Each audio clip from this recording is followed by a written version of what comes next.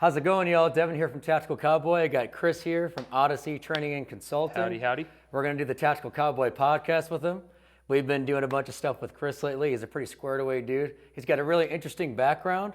Me and him just did 3 hours of solo and two-man CQB out here at the Farm Training Center. Yep. It's been a pretty fun time. But yeah, let's get started. So, Chris, do you want to just go ahead and introduce yourself to everybody? Sure. Thank you for having me on, man. I appreciate it. My name's Chris Cook with Odyssey Training and Consulting. I run a shooting performance and self-defense training company based out of Salt Lake City called Odyssey Training and Consulting. I've been running a training company for about just over 4 years now. Nice. I've been a serious student of self-defense and shooting performance for about 12 years now. So I've got many, many hundreds of hours of training in this wonderful training industry from a lot of high-level people, and compete in handgun shooting once in a blue moon, never won anything. But out of all of my training experience classes I teach, the vast majority of my focus is that civilian self-defense problem. What are people commonly facing in that either concealed carry or home defense context? So that's what I dive deep into. Yeah, I think that's important because I think a lot of people kind of forget that part about it, right? Right.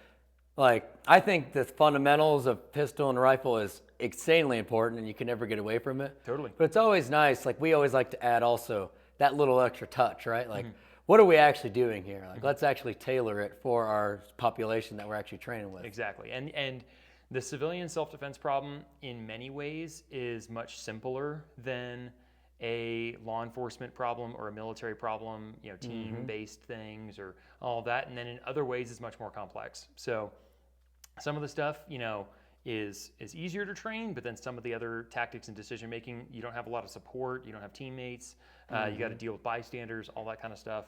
So I've tried to figure out, a good training program for people to progress through that, again, focuses on what the core foundational skills that they're gonna need of a good draw stroke, good shooting performance, of course, but cover concealment, movement, third-party issues, home defense tactics, all that. Decision-making. Decision-making is super, super important. We saw it a lot in just the CQB stuff we're doing today of like going left and going right is a decision, right? For sure. And figuring out how you're gonna make that choice in the moment and do it decisively. Exactly. Takes some training to learn how to do. So when we were going through it, I asked you an interesting question. Something I've noticed is when people are less skilled just with their fundamentals, I've noticed they'll shoot a non-threat much sooner. And then you said, let's wait for the podcast. Yeah. So, Yeah. like, what's I'm sure you might got some stats or your personal experience from classes. Go ahead. Yeah, no, so that is a common thing that we see is people without a lot of training and specifically force-on-force decision-making training. We can have people with poor hard skills, they don't have a good grip on the gun or their draw isn't really that great.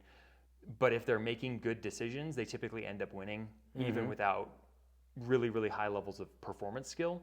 But even people with high levels of performance skill, competitive shooters, guys who've been in the military a while, all of that, they certainly know how to shoot a gun.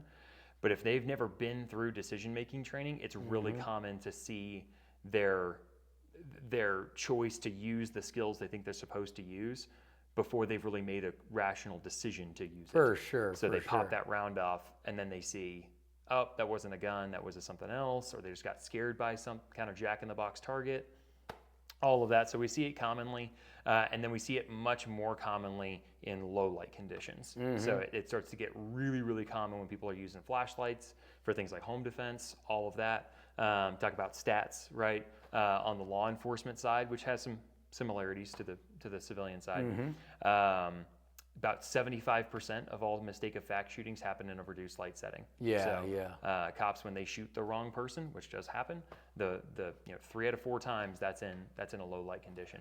For sure. That's a super important modality to train too. Yeah, for sure. And we also chatted a lot about earlier, which I thought was important, is we did a bunch of home defense stuff, I guess you could say today, just a lot of CQB concepts. Yep. But you're talking about your home defense class you got coming up and our Solo CQB concepts class. We want people to not shoot as much as possible. Totally. Like, we're totally training people not to be like killers or high speed, assaulters. We're trying to positively identify the threat. And sometimes even the threat could have some sort of a weapon or a tool, but we want to take or give them every advantage they can, I guess you could say, to kill them. 100%. If you have a position of advantage and you see the other guy first, If it's a lethal threat, you get the opportunity to shoot without being shot, right? And that's most of what CQB often focuses on, is how to shoot first, right? But you also have the opportunity to engage them verbally. Exactly. De-escalate. De-escalate, control them, turn a light on and control their vision. There's a lot of other options, or even surreptitiously escape. Yep. You may clear a corner and see a dude rummaging in your kitchen. You live by yourself and you're near the back door. That may not be the time to yell at him or shoot him and get him this whole thing. You might just slip quietly out a back door with a cell phone and a handgun and a flashlight and go to the neighbor's house. Exactly. So I really loved your Solo CQB stuff. I think is spot on with so many things. It's really, really versatile in terms of how it can be used. Again, law enforcement, civilian, active shooter or home defense, all that. And giving people a position of advantage allows them to act first. And I think that's really important. Awesome, for sure. So where did the name come from? I know you've chatted with me a little bit about it, but I think a lot of people would be interested in that, right? Because I've actually heard that, like, oh yeah, you're hanging out with Chris or whatever. Like, what's up with the name? What's up with the name? Yeah. So I come from a strong maritime background. My family business was being merchant mariners. So my grandfather was a graduate of the Massachusetts Maritime Academy. He ended up teaching and then becoming the superintendent of a major maritime academy. My parents went to the Texas Maritime Academy. So being on cargo ships, oil tankers, container ships, being a professional marine officer, right? Merchant marine officer. Was the kind of path for me. So I went to the federal school for that, which is called the U.S. Merchant Marine Academy, also called Kings Point, and it's one of the 5 federal service academies, right? So you got West Point, you got Annapolis, you got Coast Guard Academy, Air Force Academy, and then us.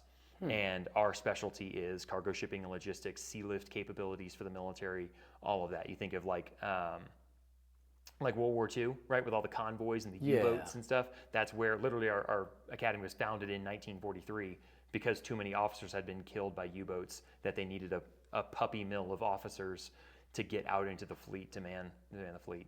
Interesting. We had a higher casualty rate than the Army, the Navy, all of that. The only, the Marine Corps is the only thing that had a higher casualty rate than the Merchant Marine in World War II. So went there, got out in 2015. It's a regimented military school, right?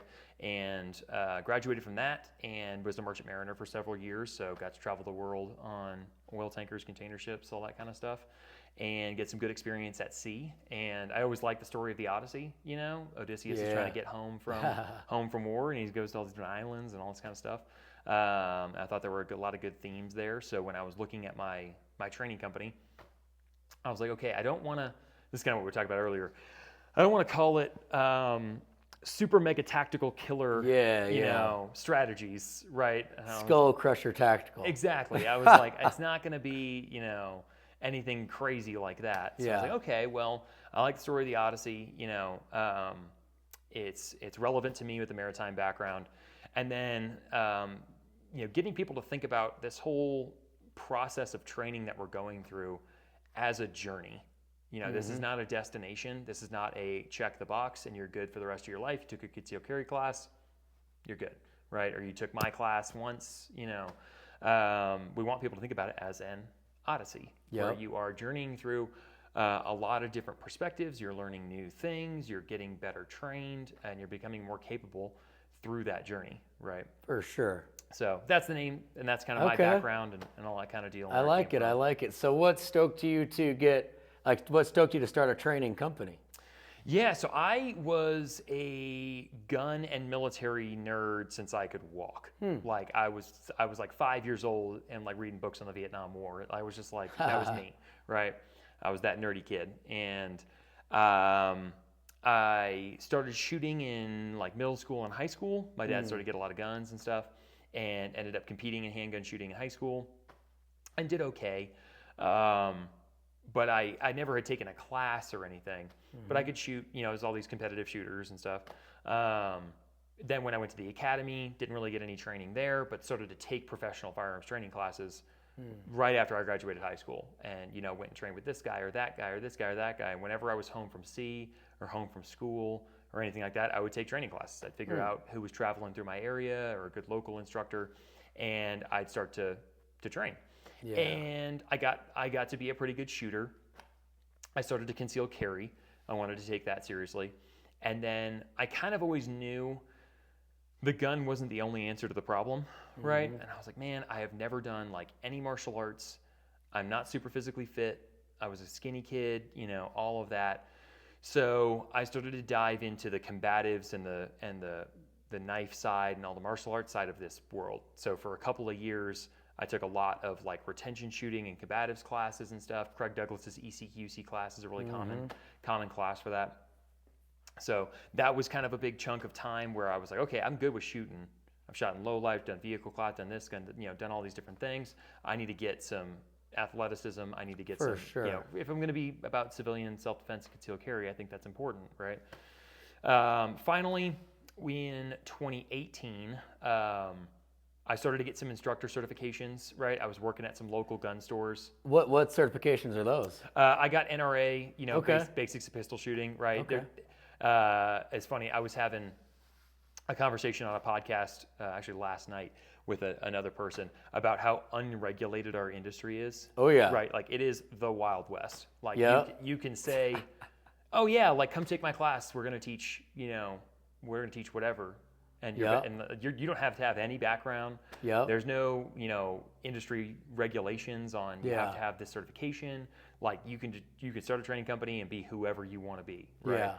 So it's So very. on that, do you think there should be something? Yeah, I kind of do. Okay. Mainly because if you could leave it up to the student. Yeah. You could leave it up to the informed. Which is how it is right now. Right now, Yeah. the student is making the decision on this if this person's worth anything as an instructor. And there's plenty of people out there that have huge companies, right? Huge companies. They teach all over the country, and they are terrible instructors. And the amount of people who come out of their classes with horror stories of bad training and not good skills, and it wasn't put together well, or there was unsafe things, right? Like that happens way more than we care to admit. But that's all after the fact, right? That person already paid for the slot, went to the class, got the training, and now we're figuring out that this dude's not good at his job, right? So when we leave it up to the consumer, this is a very specialized profession, and the profession of arms is very specialized in our population nowadays. So few, we've lived at peace for so long that people don't really know what interpersonal violence and conflict and gunfighting and all of that looks like. Just from, if you're a new person off the street to come into this tactical world, you're starting with a blank slate. And that causes people to take anything at face value and say, well, that's got to be right. Like this guy's, For sure. he's an instructor, right? And there's no filter necessarily from the consumer side. They'll take whatever we tell them to take. Yeah. So eventually, right?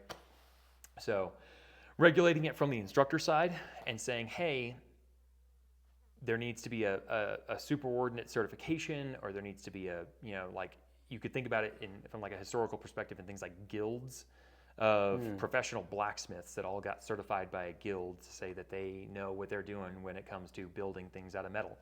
Yeah. And if you didn't have that certification, like no one would hire you and all that kind of stuff. And we have some things that are trying that in our world. Kind of like the NRA one. Like you can't do a lot without the NRA cert. Well, I mean, But the NRA cert kind of sucks from what I yeah, understand. yeah. I mean, I don't know your background into it, but yeah, I took the NRA class and literally I showed up and was like, this is terrible. Yeah. Right? Like the curriculum itself is poor. Just the way the book itself is bad, right? It's bad training. The instructors that were teaching the instructor certification class were bad instructors, so they couldn't shoot, didn't know how to shoot well, didn't know how to draw a gun well. The two things that like after 4 hours of a good training class you should know how to do, those people had been teaching instructors for a long time and didn't know how to do either one of those things well.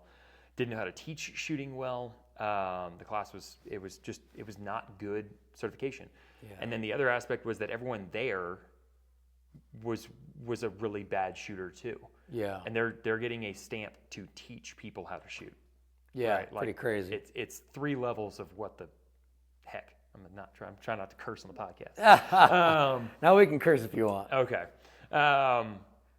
So that one I was like, man, but a lot of the state certifications to become like a concealed firearms permit instructor. Like if you're going to certify people to get the permit in Utah and stuff, you have to have an NRA or a USDCA cert. You know, the NRA and the U.S. Concealed Carry Association are the two big titans of certification. The NRA is pretty rough, and the USDCA is pretty good. That's what I heard. I heard it's pretty decent. I've gotten that one. I was more well pleased with it. It was a better class. They taught you how to teach a lot more. So you got to get up in front of the other students and teach blocks of instruction a lot more. The live fire qual was harder, but still super elementary. No time limit, no holster work, simple marksmanship. Simple, hold the gun, shoot the gun. They did break that up into a shooter coach, which I liked. So there's one person who's shooting their qual, and there's another person who is instructing and teaching them their qual. They're both getting graded. So that was better, but still really, really poor. Interesting. Right? Yeah, it'd be interesting to see if eventually we end up like getting to that point in the industry. Yeah. But yeah, it'd be so tough to regulate. It's tough like, to regulate. I would like it to be quite rigorous. Right. But then, I don't know. It's tough to want to regulate things because, you know, people 2A, you're like, I don't want regulation. The 2A industry is like, we're going to regulate something. No. It's like, what if the regulation makes you better? No, still no. It's like, all right. That's what they always say. Right. And I'm like, I see your point. Exactly. Interesting. So you got your NRA certs. Yep, got the NRA cert. And then you kind of just dove into it, or? Yeah. So that was 2018. I started to teach some private lessons and stuff like that to real, At TNT? Not at TNT. I was working at another gun range at the time. And then got my job at TNT Guns and Range here in Salt Lake at, it was like Christmas of 2018, and was just a front desk guy and started to say, hey, by that time I'd gotten NRA, I'd gotten the Utah state certification, all of that. And I'd also like taken some instructor development from good people and stuff and started to figure out how I would want to teach and stuff. And I was like, hey, I know you guys have a concealed carry class. Can I like shadow that guy and like start to figure things out? I shadowed him for one class, right? And I was like, holy cow, man, this is not good. What's your background? He's like, well, I got the NRA certification, and then I got the Utah State certification, and now I've been teaching concealed carry classes once a week and making a bunch of extra money. And it's like, that's not what we're about, man. Yeah. So that was on a Thursday night. He was fired by Monday, and I was the training director by Tuesday. Damn, you swooped in. Yeah. And I didn't. That wasn't my doing. He got in a fight with an employee on the sales floor. So I guess this kind of worked out. Yeah, I was like, for the better for everybody. I walked back in, and they were like, hey, man, so he's been fired. And I was like, all right. So after that, I kind of got a really, really good opportunity. They were like, hey, teach what you want, right? Like, you be what you want, make this what you wanted to make it, right? So I got the opportunity to build new classes, right, from scratch. Like, how would I want to teach this in 2 hours? Well, what if I had 3 hours? What would I add? Started to play that game of curriculum development. Got to teach quite a bit and everything. And then I think it was about August of 2019, a full-time job showed up in the finance world, so that was going to be a relatively high-paying position, right? Worked at Goldman Sachs doing some hedge fund operations for a couple of years, so that showed up, and that was going to pay the bills and all that kind of deal, but still maintained the training company and made my own company at the same, kind of concurrent same time. Nice. So I was TNT's training director as their employee. I was founder and owner of Odyssey, and I was day job, dude wearing a suit. So I had to balance a lot. 2019 and 2020 were kind of crazy, right? Had a lot of irons in the fire. But Odyssey started to grow, and I started to realize, there was classes I could teach at different locations. There's classes I could teach, that were specialized and stuff. So started to grow the Odyssey catalog of classes and get that a little bit bigger. And still TNT's training director, I'm still super grateful for the opportunity that they gave me, and I try to give back to them as much as I can. We've got a whole instructor development program with them as staff instructors that are getting kind of trained up by me because I didn't get that opportunity, right? Yeah. I had to figure out how to do this all on my own. I had to build my own curriculum on my own, never had a mentor, anything like that, and that probably wasn't the way I should have done it. But either way, it gave me a ton of experience real quick, right? I got to teach a lot really, really fast. So One thing I've noticed that really, I had a similar thing, started down there at Range Masters in Springville. Yep. And then kind of got started from there. But I think, and I have my mentors do this a ton, is, I feel like the one-on-one training gets you way better as an instructor super fast. Yep. Just because you're really focusing on those minute details of what they're doing. Then you learn it in a one-on-one setting. You're like, yes, these things really work in that. Then I could tell it to a small group or whatever that may be. You start to figure out all your verbiage. Of Exactly. Like, what do I want to say that's going to get them to do what I'm trying them to do? Right. So that was nice for you, I bet, Yep. to get all that smaller stuff at the beginning. Then it really helps you develop. At least that's how I feel. Totally. Yeah. Totally. I agree. So yeah, that really helped me, in the instructorship realm. Yeah. Right? And now that we're teaching bigger classes under the Odyssey brand that are still, as we've built them, it's all again specialized for the problem, right? Yeah. And sort of figure out, if we're going to teach a low light class, right? So I've got low light pistol as a class in the catalog. That was built from the ground up for what civilians face in low light environments. We know that civilians get attacked in low light environments by a pretty big margin, right? But how are they using light or not using light in those environments? Are people using weapons-mounted flashlights? Are they using handheld flashlights? Are they not using them just because they're not available? But when they're available, people are using them. Yeah. So I really started to figure out, looking at like security camera footage and home invasion footage and all that kind of stuff to figure out like, what does this problem really look like? And then build the curriculum off of that. Right? I like it. So let's chat about the low light thing. Sure. Real fast, we're going to make sure this is still going. I get real freaked out about this when I'm doing this on my own. Okay. I'm like, please make sure it's going. All right, we're still recording. Because all this is awesome conversation. The last thing I want is to, sweet dude, thanks so much. Go over there and press the record button, right? So I'll get in my head. So I put out that video me and Tommy did like a week or so ago about the low light. Oh yeah. Yeah, and it was something along the lines of reloading or malfunction, or honestly, it doesn't even matter. Yep. Like, do you keep the light on or not? Yep. And we got some it was really fun comment section. You got right? to see all the different Oh disparity. yeah. Yep. Oh yeah. I love having those questions, having a bunch of people comment on it. Yep. And I really liked your comment. And remind me just real quick exactly what it was. I believe it was something along the lines of, the threat doesn't care if you leave your light on or not. Yep. But do you want to expand upon that? Totally. So it's a common question we get, right? Yep. In low light, when we talk about things like power, authority, and control on the light. So if it's not time to use the light should be off. That's a general rule that we all agree on. Don't turn your light on if you don't need to see something, right? But if we look at, okay, either we're using a handheld light or we're using a weapons-mounted light, the light is permanently on, right? So we've hit a constant on button, and so you've flipped your paddle switch up on a Surefire or something, and we need to work on the gun. So reload malfunction, something like that. Should we turn the light off, do the manipulation, turn the light back on, or should we simply do the manipulation with the light on? Common question.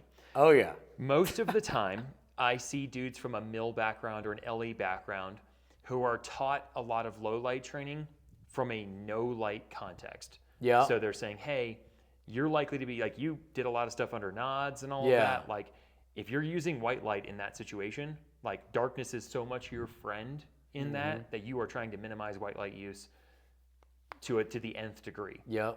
So the thinking becomes, hey, you need to turn the light off, do the manipulation, turn the light on. That has worked. Also, I think it's good. It's also taught that way because it's in a team setting, right? Because you've got all these other guys that are focused on all the other dynamic situations. Casting light everywhere. Yeah, so turn off your lights, then you don't project your position. While you're like, I'm over there, you're over here. You've already got the threshold covered. Why would I leave my light on? Totally. So anyways, keep going. Plenty of reasons why we don't want to. So here's what I'll say. We don't want to keep the light on. Nobody wants the light to stay on. If you don't need it. Right? If you don't need it, we don't want it on. Yep. However, we see a lot of problems with people trying to turn the light off. So takes forever. You're like, so how do I do it? Exactly. So how do I do it, right? Well, here's what we see a lot. Typically, people don't change their lighting condition mid-fight. Again, I'm talking from a civilian self-defense and like patrol LE context. Like you're a solo dude with a gun. You got a pistol. There's another dude with a pistol, and it's a surprise duel, right? Let's get it on. In that context, I almost never see people change their lighting condition, meaning Me too. they do not drop a handheld light to turn on a weapons-mounted flashlight. They don't turn a light off to maneuver to another position. They don't turn a weapon-mounted flashlight off when it's time to manipulate the gun. They just don't change the lighting condition when rounds are being exchanged. After rounds get exchanged, that's when you'll see dudes drop a handheld and get their weapon-mounted light on and cover a dude after the fact or something. But it's really hard to clickety-clack lights in the exchange. Yeah. So there's a difficulty both from knowing the reps, right, on how to do it well, on the human behavior and adrenaline aspect of having a hard time doing that. It's gonna be hard enough to reload the gun, right? And then also the belief that in those situations, let me back up. Those situations are very commonly not no light settings. Like that dude probably— They're low light. They're low light, like but there's street lights and headlights nearby and all of that. By definition, there's enough light for that dude to shoot you. I've never seen a bad guy with a weapons-mounted flashlight activated in order to find and identify a law enforcement officer. You know, he's shooting at you regardless of the lighting. Like the lights are good enough. He's still happy to get down in this lighting condition. So turning the light off to use darkness as, concealment just doesn't, it's not really going to help you. He still knows where you are, right? You may very unless it was completely pitch black. It's completely there's no enough light. Ambient light where he's like, which is super there rare he to is, find. yeah.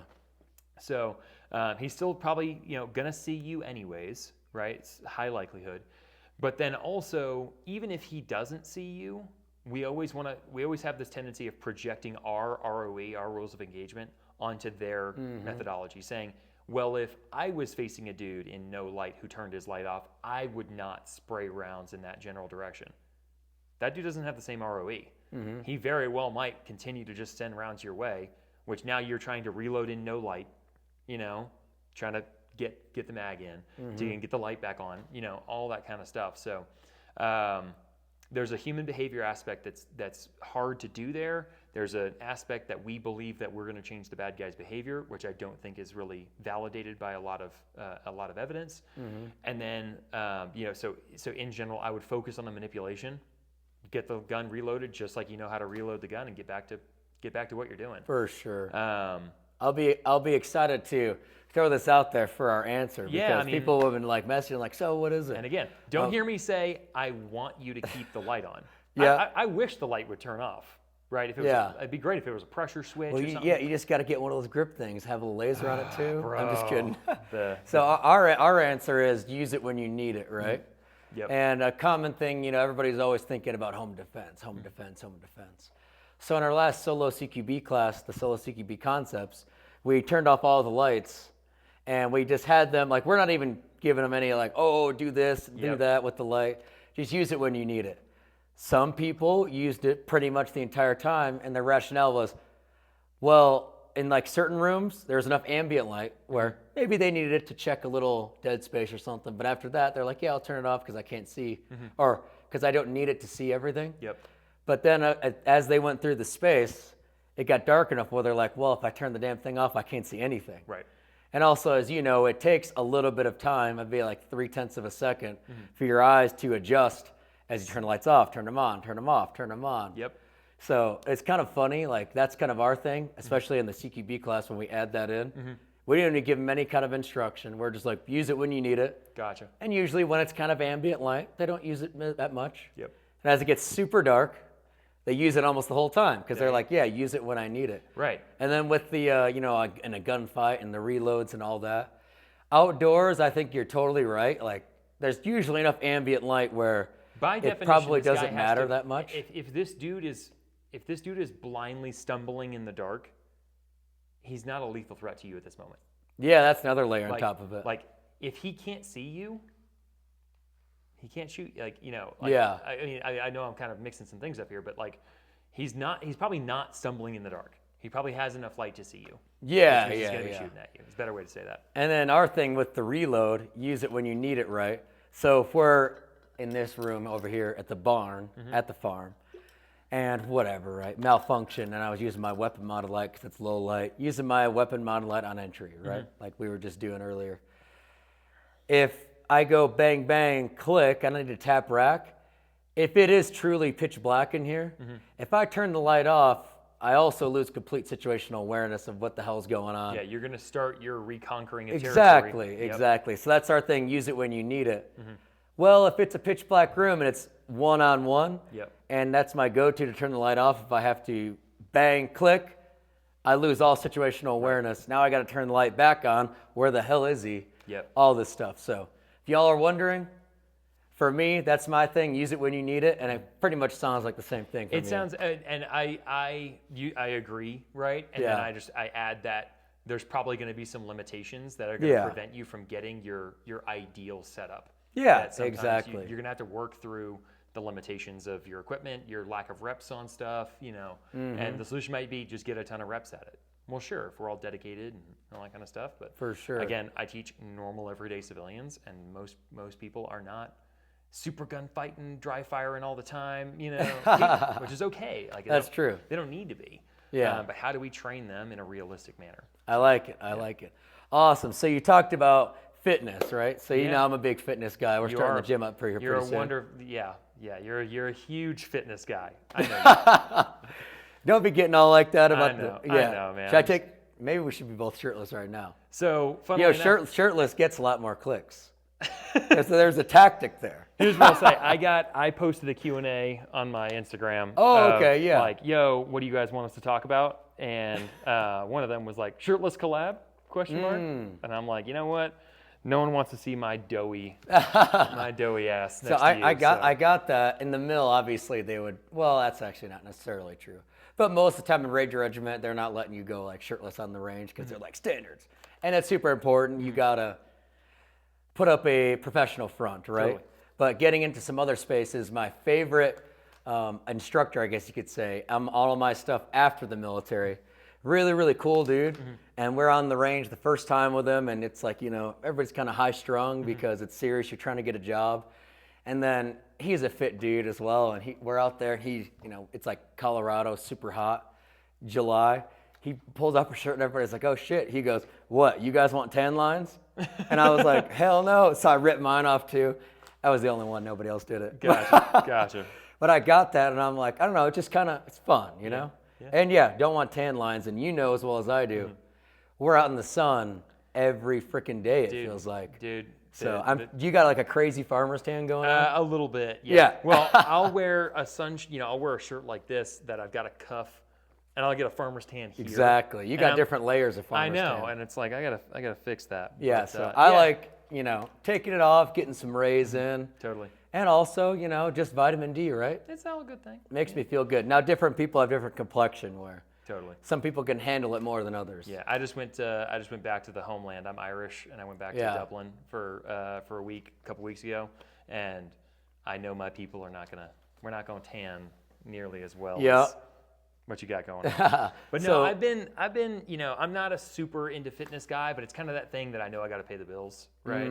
Where it's like, look, if you're gonna be an instructor about personal protection, I don't think it's authentic to be physically unfit. I totally agree, 100%. Like, I think you don't have to be super into fitness, but you can't be like a blob and being like, here's how to keep you, like, you're not dying in a gunfight. You're dying of a heart attack at 51, right? Yeah.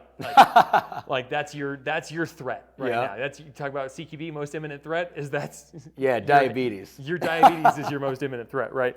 So like you got to do something, right? Yeah. So I've done, and I wasn't into that through the military time, military school and stuff. Well, they made you do it, though, I'm sure. Yeah, I mean, you got to do it. But I was always just that scrawny kid from high school and all of that. Never was good at sports or whatever. But I was good enough to be at the academy, and you could do my physical fitness test and everything. But it's not the Ranger Regiment. It's the U.S. Merchant Marine Academy. And what was the PT test? Just the standard Navy, PFA. So it's like push-ups, sit-ups, and a run. Okay. But talk about culture and standards, right? Ranger Regiment, there's a culture. Standards, like right? max it out. Right. Yeah. For us, the amount of people, like even the seniors, they were like, how many push-ups I got to do? 45? Okay. 46. Yeah. Done. And then they're done. They're done. 46. So I never, and I was okay. Like I could run. I didn't fail anything. But that was around the time, shortly after I graduated, that I started to get more into combatives, jiu-jitsu, all of that.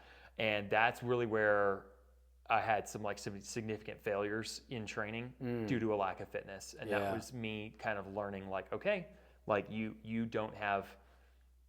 are not who you think you are. Because everyone's got, we all have the self-deception. I'm going to rise to the occasion. I'm going to rise to the occasion. When there's a school shooter and I'm stuck in traffic, I'm going to be able to sprint 400 meters fast. Exactly. So so I went and took Craig Douglas's ECQC class, so Extreme Close Quarters Concepts. Yeah. That's a 2.5-day class, all on combatives with guns. So you're doing a lot of wrestling, you're doing a lot of jiu-jitsu, big padded helmet on. I want to take that and for a simunition sure. pistol. Dude, it's awesome. Highly recommend you take it. I kind of did okay. I lost a couple evolutions. I won a couple evolutions, but I never and they're tiring and stuff. But I did all right, And then about 6 months later, I took his knife class, which is a 2-day, knife foam padded knives, knife combatives class, and that super difficult physically, super draining. And that one, I got my butt handed to me pretty significantly on a couple of evolutions. Just I didn't have any cardio. So keep going. I'm just also double checking because I know I'm Blake here, still recording.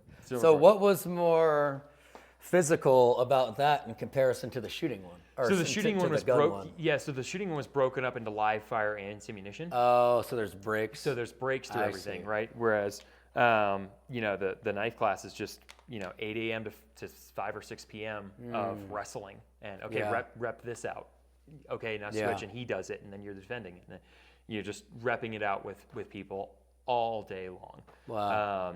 And then finally, the final evolution is you got a padded helmet on. You're entangled with another dude with padded helmet on. You both have concealed knives in your waistband, and you're wrapped up in a wrestling clinch. At go, don't let him get his knife out. Don't let him take your knife away. Solve the clinch problem. Get your knife out and get some distance. You have 6 seconds to do that. After that, a second dude with boxing gloves comes in, and you've got a dude with a knife and a dude with boxing gloves. You got to keep them off of you for, I think, 60 seconds. Nice. So it's, a minute. Like, how do you keep them off of you? Is it like you run or what? Yeah, so you're in a general area. Okay, so they don't just let you run. You got some maneuver room, but you can't sprint. Like you can't just run away. Like you are in a place. Yeah. They teach a forward and a reverse grip knife jab is their typical unattached knife strike. So we're aiming the point of the knife into the face and throat as hard as we can. To keep distance. Yep. And that really that'll keep somebody away from you. Yep. A multiple just wham. It's really hard for people to get an attachment when they're eating a blade. For sure. So that one got body locked, got taken down, had no gas tank, didn't have enough strength to maneuver against opposition, and kind of got my head caved in for a minute or so. Yeah. Kind of choke out in the helmet a little bit, So yeah, it reminds me of a lot of our classes. Like even in our intro class, we add in some element of physical preparedness. Yep.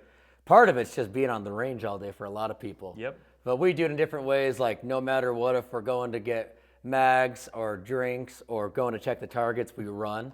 Okay. So it just adds a little bit of physical stress overall throughout the day. Totally. And then in our static and mobile class, we'll do like 5-minute long stress shoots. Gotcha. And that'll show you. That'll just push you, right?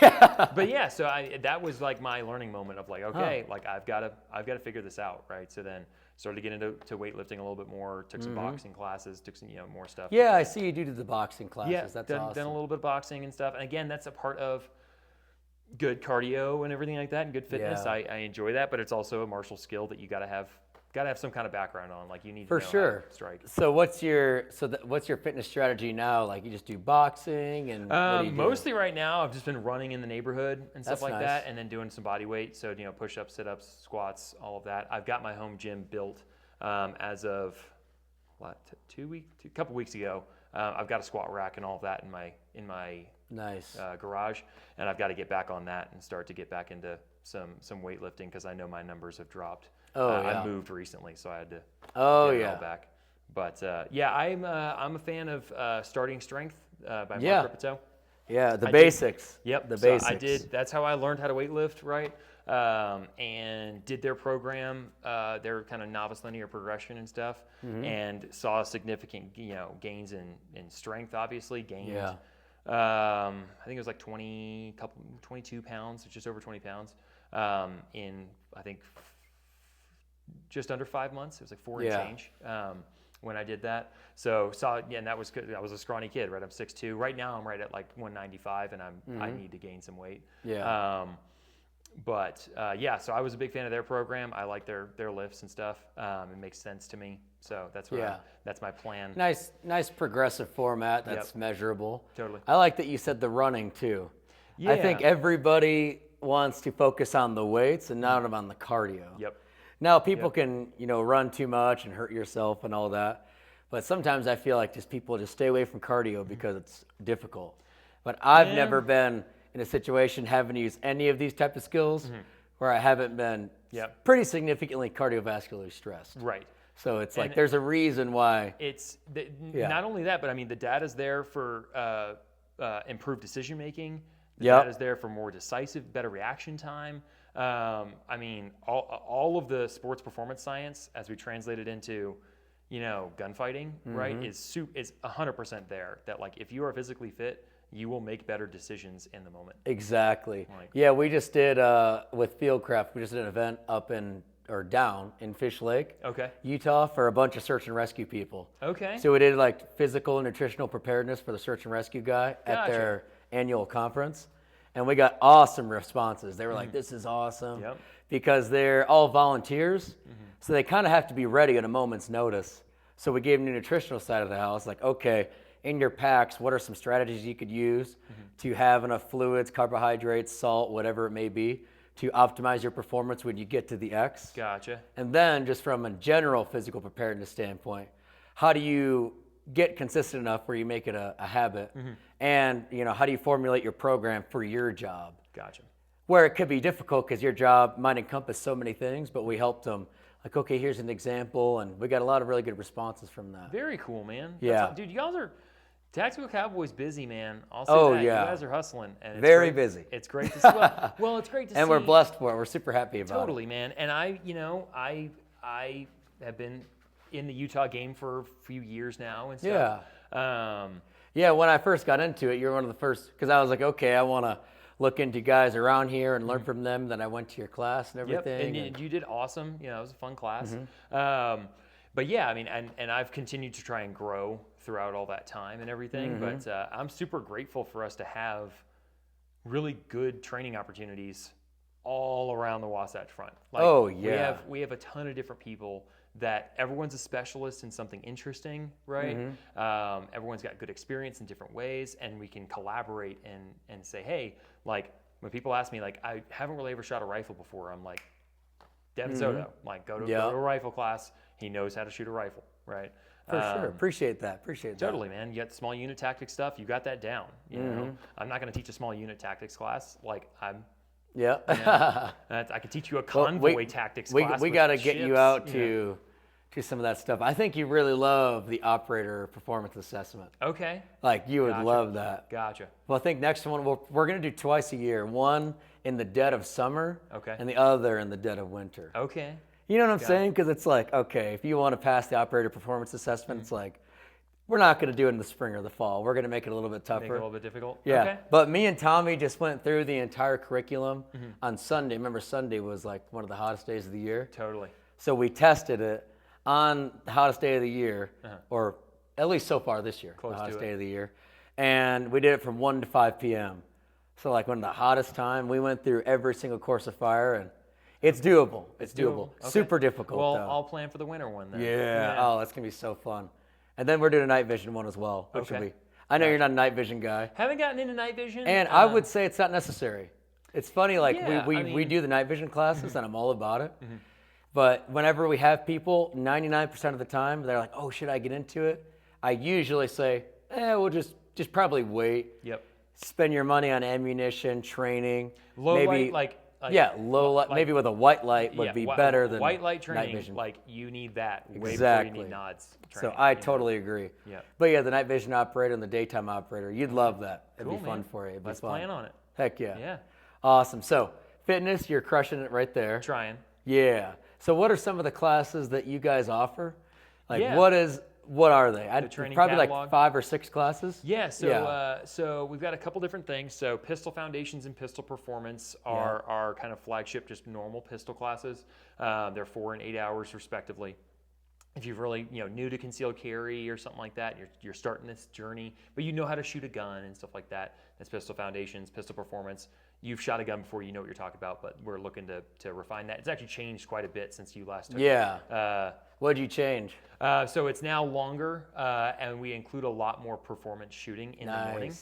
We're still doing cover and concealment and stuff like that in the afternoon. We've tweaked that a little bit, but the adding the fact of here's how you need to learn how to shoot, right? Yeah. Because no one's going to go from 0 to 100 and be fine at 100 forever in 1 day of training, right? You need sustainment training. And giving people a roadmap of like, hey, here are drills that you can use on your own, right? That can work on an indoor range. You don't need a holster, right? But like, here's the stuff that you need to be practicing. This one, and this one. If you keep doing those, you're going to start to learn on your own how you need to torque your grip in a little bit better and start to diagnose yourself, right? Yeah.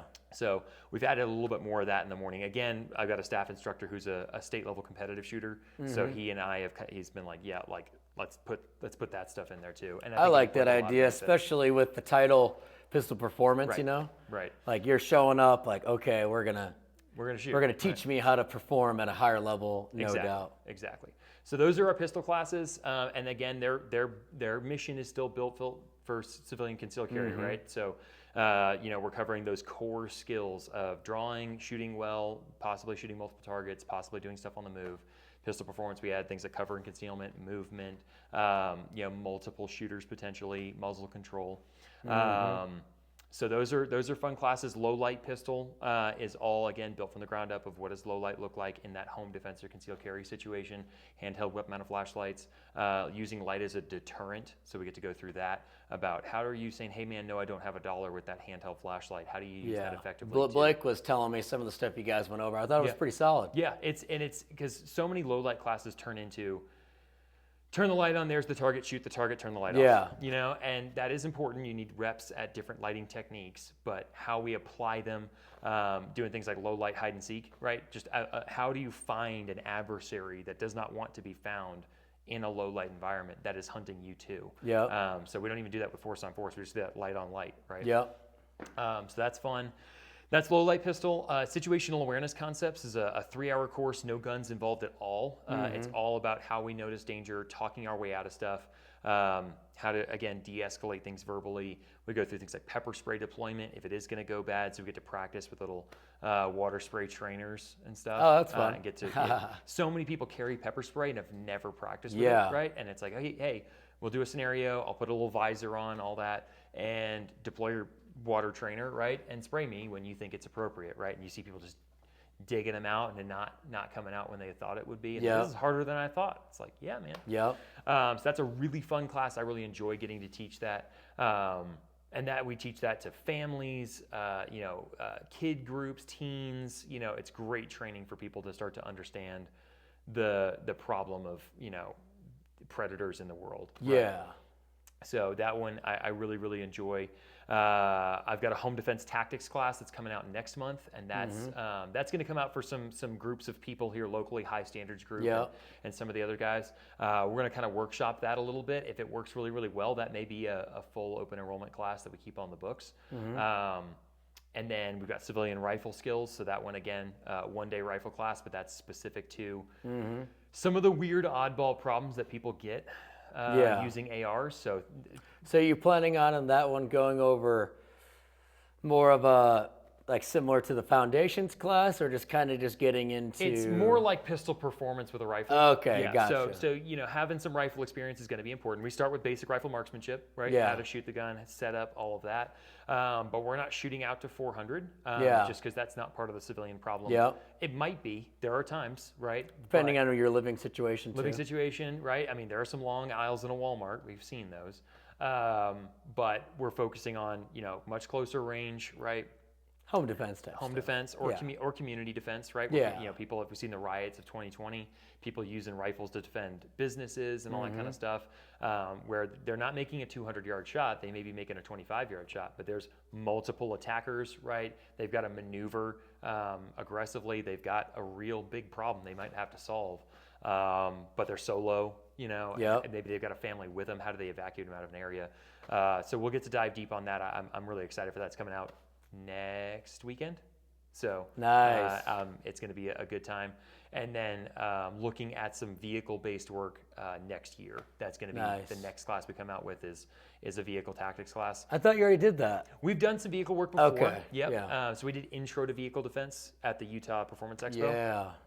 But we're going to come out with a full vehicle tactics class. Oh, cool. And that one, again, specific to the problem, because there's so many vehicle tactics classes that people there are all civilians, and all they're doing is plate carriers, rifles, multi-person bailout, you know, and like throwing smoke grenades, and it's like...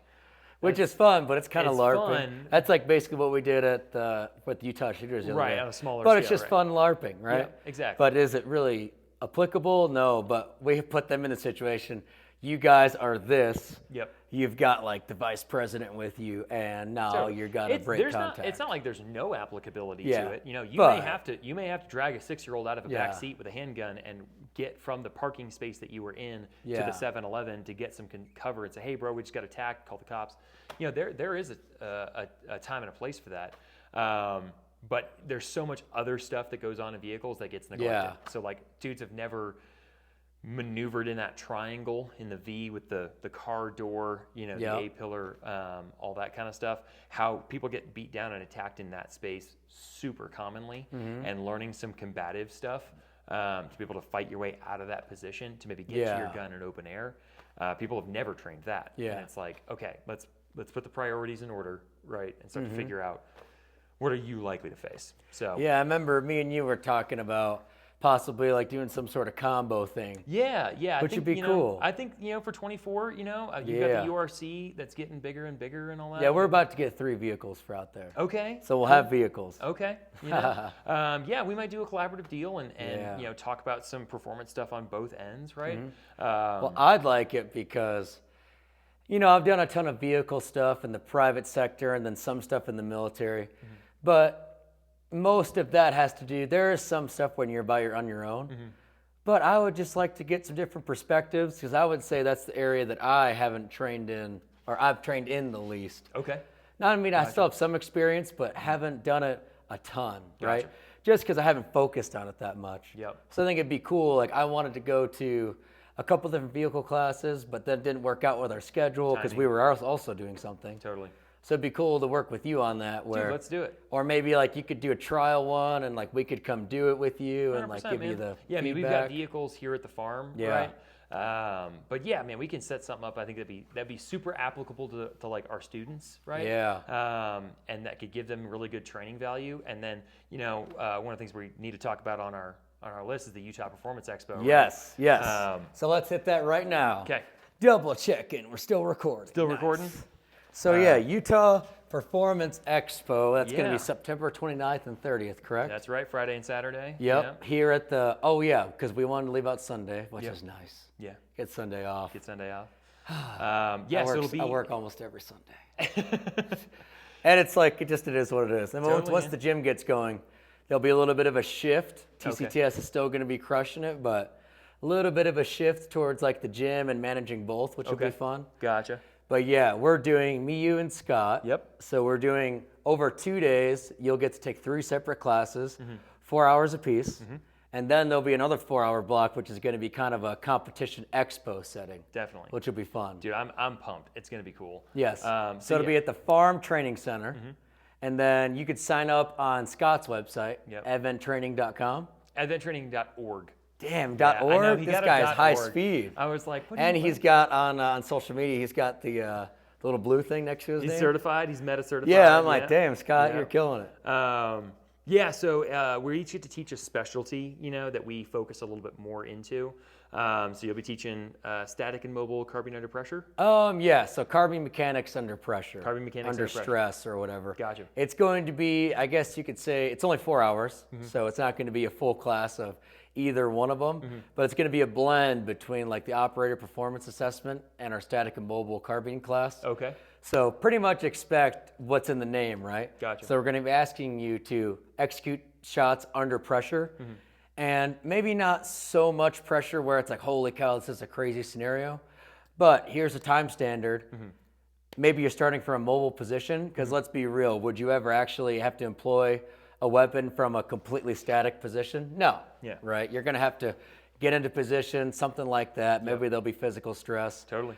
I think a lot of people might be surprised by like, oh crap, even though the target's only 50 yards away, like I need to think about this more, because I don't want to have to waste all this time if somebody's over there in my community, like you're talking about, civilian rifle, if they're killing somebody, I need to be able to master how to get into position immediately. So Totally. sort of like that, high stakes shots under pressure, and some physical stress. Yeah, It's gonna well, be I mean, fun. it's a great it's a great pair to my block, Exactly. right? So I'm teaching high stakes marksmanship.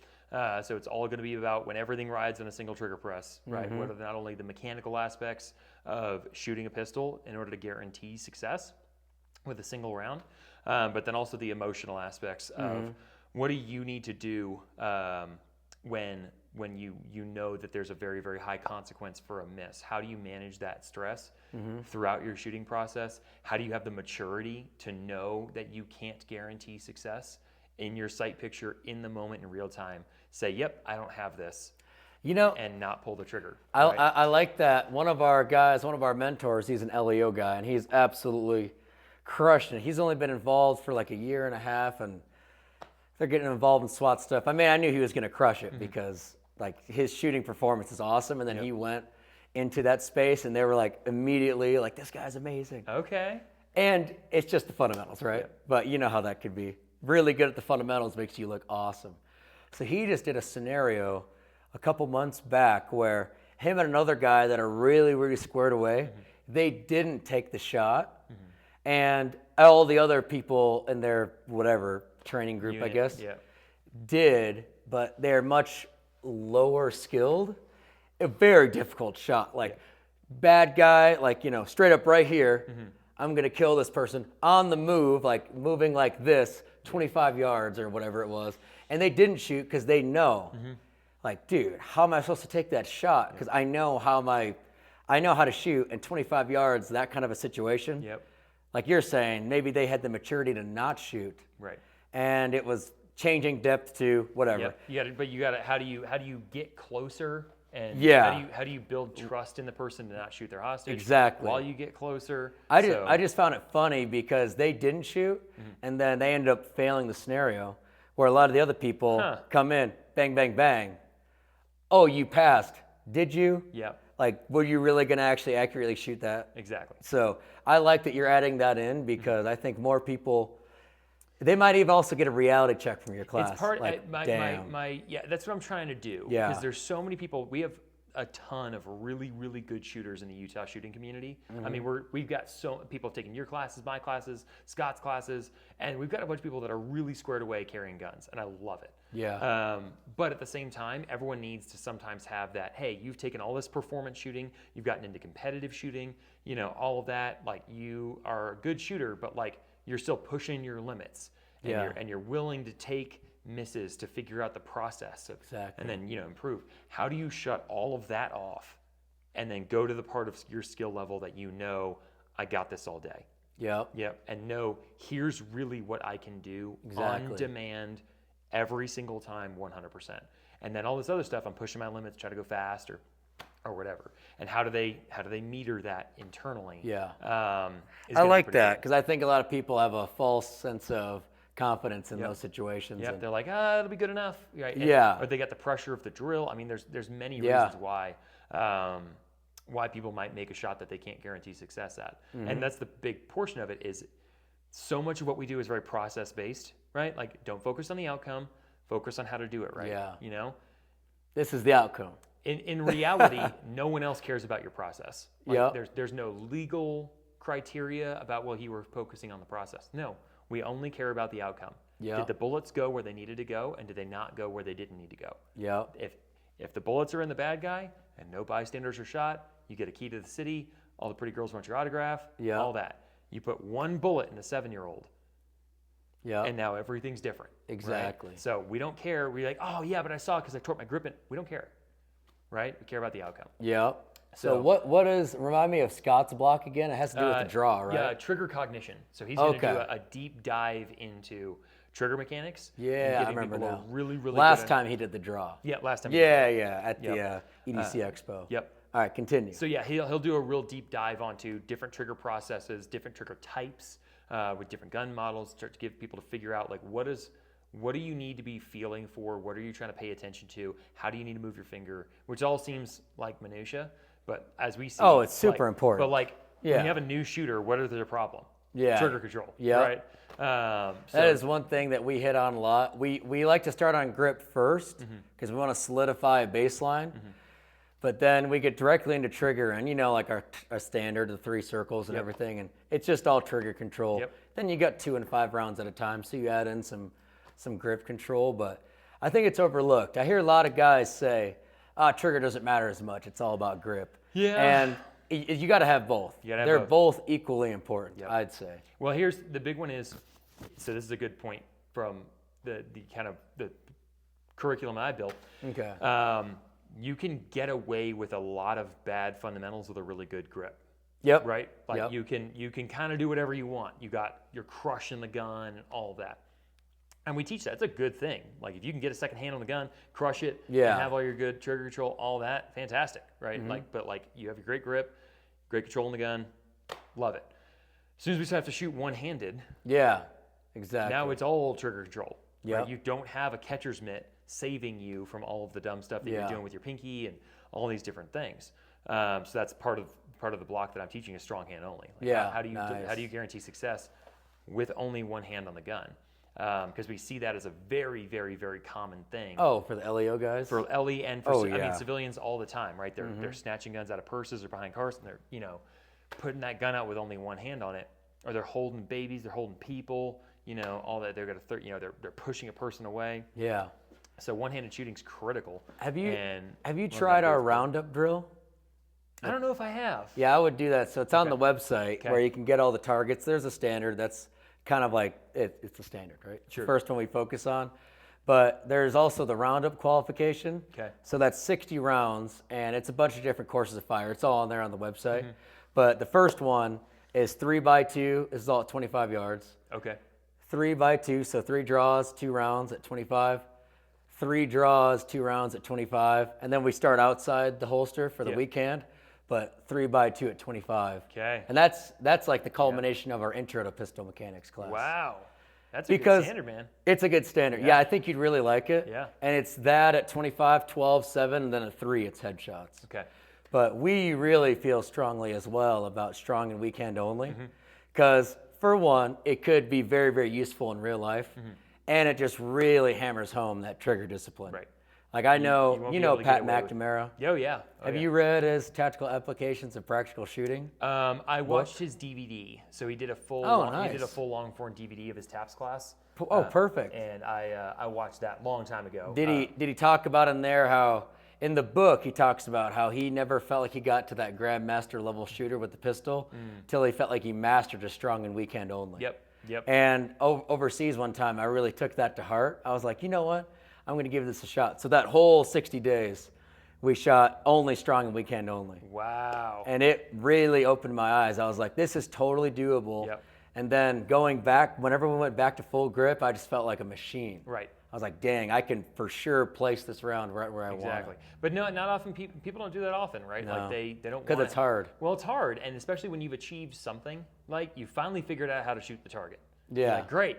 I'm good. I've got confidence in my ability. And it's like, okay, now you have to go back to kind of beginner level, but that's also important, especially for instructors, right? Yeah. Like we can only and start to figure out like where you don't have good motor pathways and all those kinds of things, and start to kind of feel something new almost. really, really helps. There's an instructor that I follow, John Correa of Active Self-Protection. Oh, I think I've seen him. Yeah, he's got a big YouTube channel and stuff where he watches security camera footage and stuff. But he's a kind of civilian self-defense instructor too. And he was like, yeah, I took a full 2-day pistol class wrong-handed. Nice. You know, he's a lefty. He's like, I took a full 2-day pistol class right-handed holster, right-handed everything. And it taught me how to be a student again. Yeah. Because I had to learn, what does it feel like to be new at all this? Yeah. You know? So I thought that was really cool. Bringing yourself back a little bit.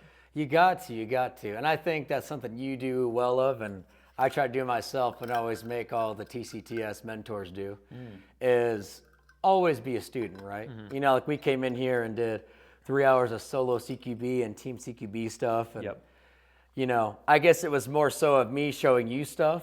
But then, I don't know, I'm sure you appreciated it. Like, I was constantly like, oh, yeah, man, wanting feedback from you. Totally. And, oh, you're like, yeah, Craig Douglas said this. And the Core Vision guys said this and blah, blah, blah, blah, blah. Yep. So even like that peak stuff, a lot of military guys with that peak method will completely just negate it off the bat. Dudes lost their mind when I posted that. I was really happy to get your perspective on it from what you got from Craig. It was from Craig, right? Yep.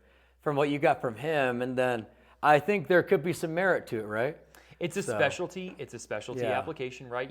That wouldn't be plan A.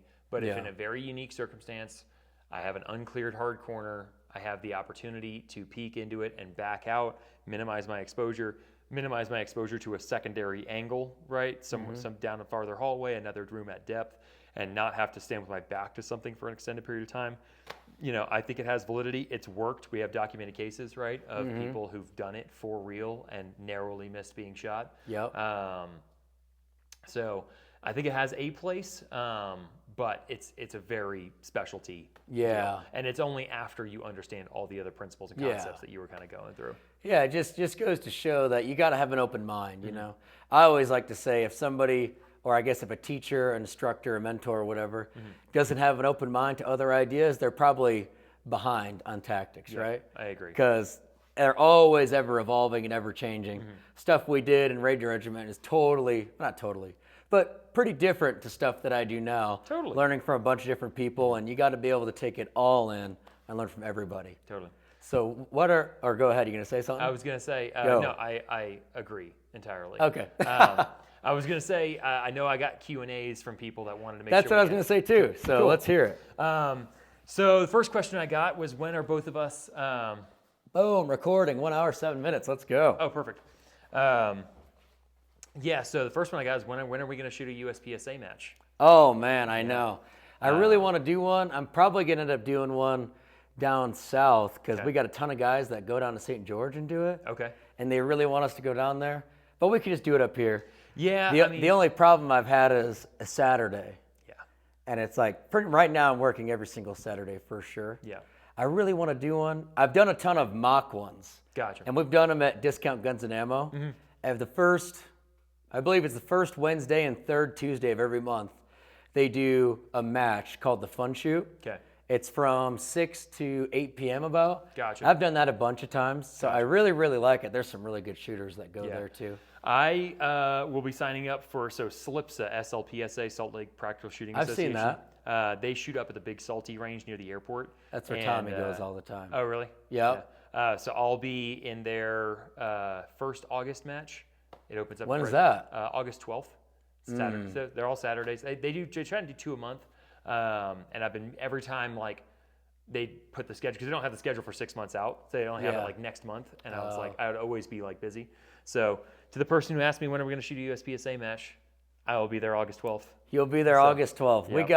We got a precision rifle private class that day. I'll also be running it from concealment. So of course. Well, that's your primary setup. It's my gig, man. Exactly. Like, I want to get into it. Probably 2024 would be a good time once the gym gets rocking and rolling nice and steady, and we got TCTS going. Cool. One thing we are planning on doing, possibly spring next year, is we don't know what we're going to call it, but it's going to be a completely unknown match where targets could be anywhere from 3 yards to 600 yards. Okay. And you could do it in 2-man teams. You could do it solo. We're not sure exactly how we want to do it, but something where you don't know the course of fire. Yep. The first one we think we're going to do could be rifle, because it's easier with rifle for people not to know where the targets are because you can put them farther away. Right. For pistol, it's kind of like, You can see it a little bit. it's like, oh, yep, there's the targets. But what our idea is something where it's also involved with physical preparedness, because that's our thing, right? One of our main things. Something where you and a buddy, or just you start, because at the Utah Readiness Center, it's 800 yards deep, 400 yards wide. Okay. One massive bay. Okay. And it's just ours, so we don't have to worry about other people on the range.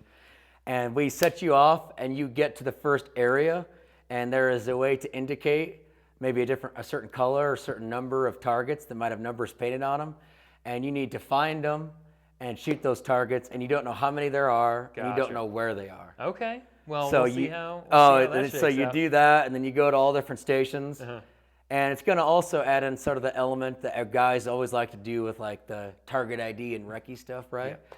It's like you don't know where they are. The recce boys. Oh yeah, they're all about it. You don't know where they are, and you don't know how far they are, Right. and you don't know how many. So you got to figure that out and be like, okay, we searched this area, we've hit all the targets, we'll move on. It'd be cool to figure out a pistol version of that, but I'd really like to do that and just like really make people think a little more so than, okay, here's the pre-planned course of fire. I'm going to do that as fast as possible. Now, I love doing those. We like to set them up. We did it out on the mountain the other day. Because then you could really, like, really just drill it, like those fundamental, like, pow, pow, pow, pow, and then move on. All the performance shooting aspects, right, are Yeah. important.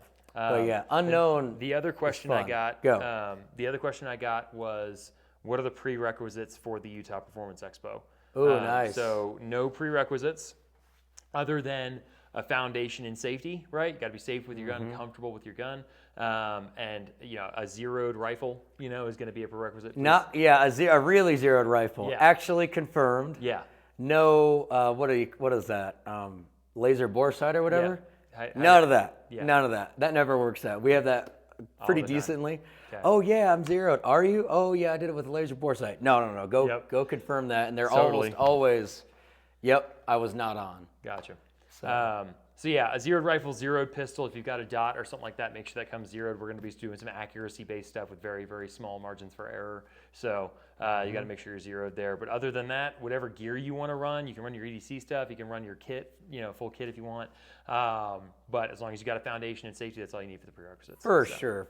What are some of the questions that you got? Well, on top of that, the Utah Performance Expo, the requirements, I would also just say, a good safety foundation and an open mind, because I think it's going to be a little more difficult than people expect, but that's going to be for a reason, right? To stoke them to get more serious about low percentage shots. Totally. Or to get more serious about their trigger cognition. Right. Or like making a serious shot under a time constraint with a rifle. So I think people will be a little bit surprised, but in a good way. So like come with an open mind and also think about, I have confidence with my setup, but I'm looking to get tested. Totally. Like I'm looking for feedback and I want to get better. You should expect it to be challenging. Right? Yes, for sure. It's not going to be overwhelming, but it should be challenging. Yes. So one question we had was thoughts on a 36-yard zero for your rifle.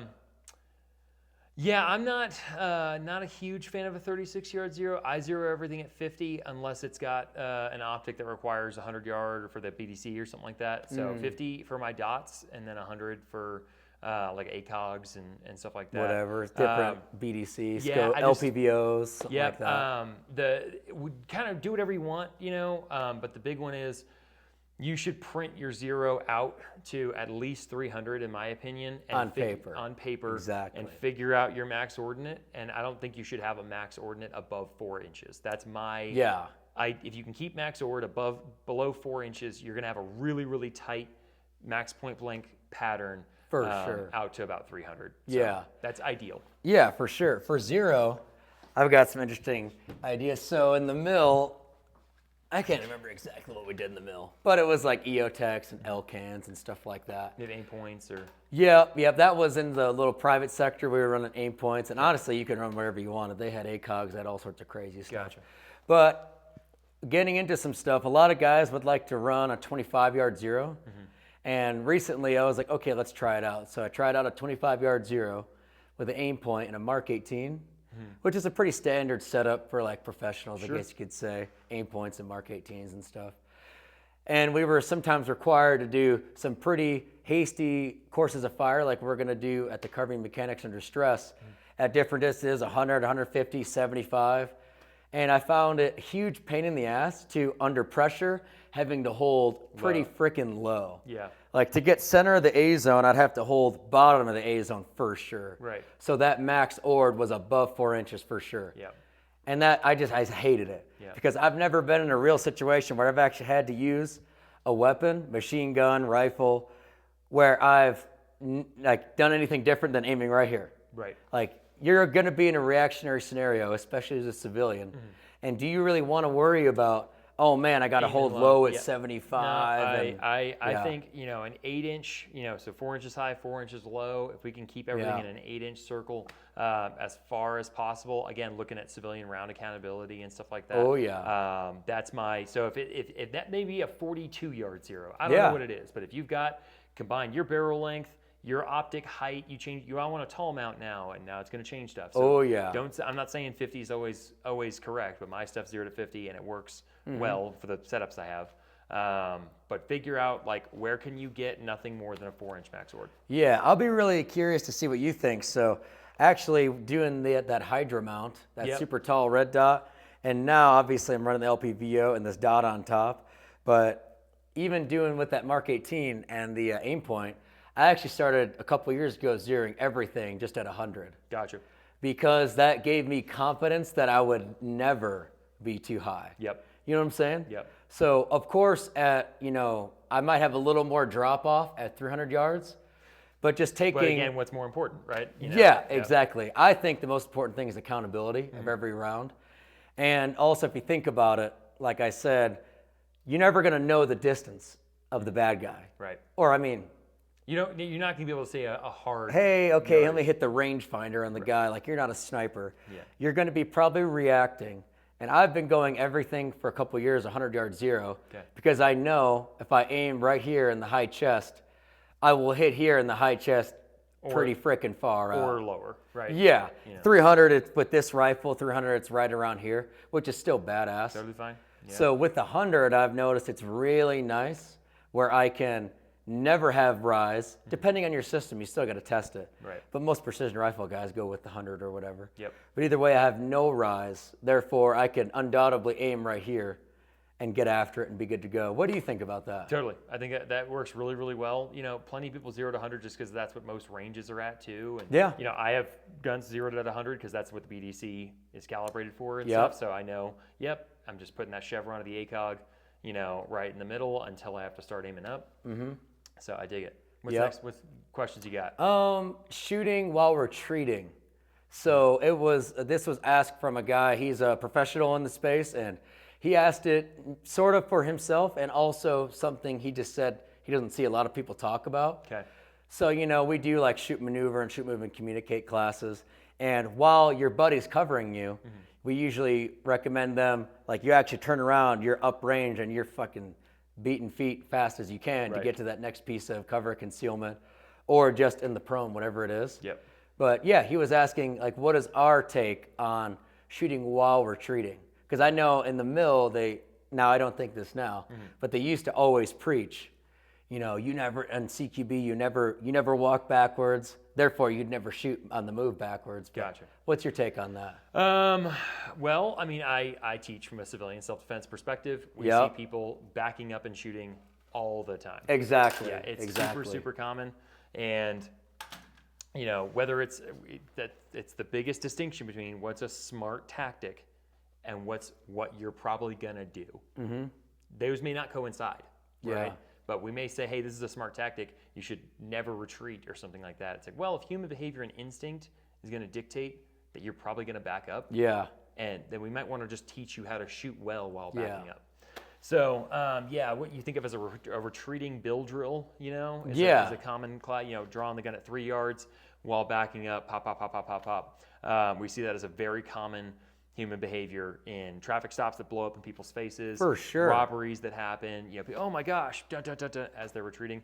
So I definitely think it should be trained. For sure. The footwork aspect and everything. And then we always have to balance task versus priority. So there's a lot of tasks. There's only one priority at any moment in time.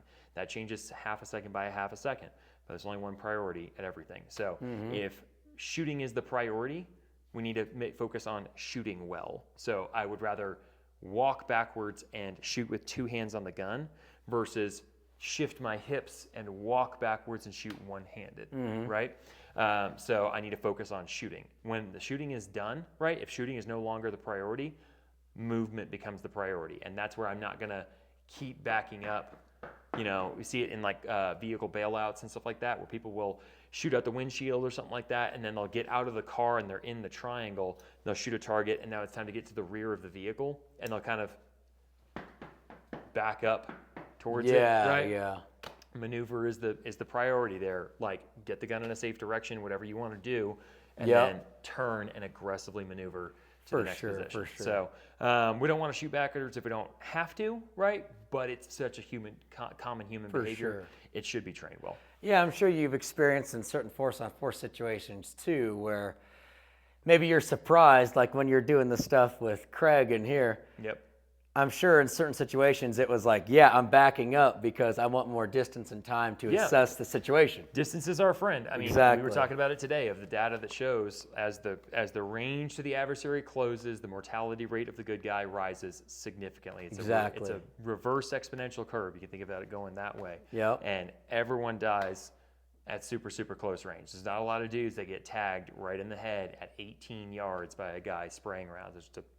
It's the luck of the draw thing. Right? Yep. But if we, as yardage opens, our survivability increases drastically. For sure. So yeah, I guess my point on it would be, learn how to shoot while retreating, and it has a time and place. But and also CQB, don't be too scared to walk backwards in CQB.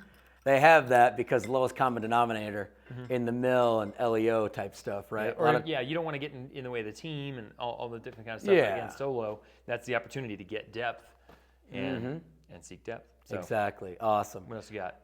Those were two. I'm trying to remember the other ones. Can't look them up right now because they're on the phone. That's okay. But those were the two that really, really struck me. Like, that's some good stuff and all that kind of stuff. Okay. Wonderful. Yeah.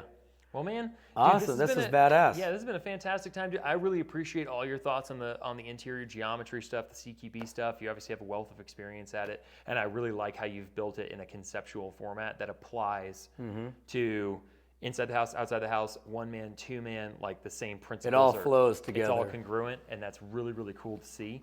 I'm really excited to keep collaborating, keep doing our thing in this wonderful Utah community. If we want to set up a collaborative vehicle class, I think it'd be super awesome. So yeah, thank you for having me on the podcast. It's been an awesome time. For sure. Thanks so much, and it's been an awesome day. Wonderful.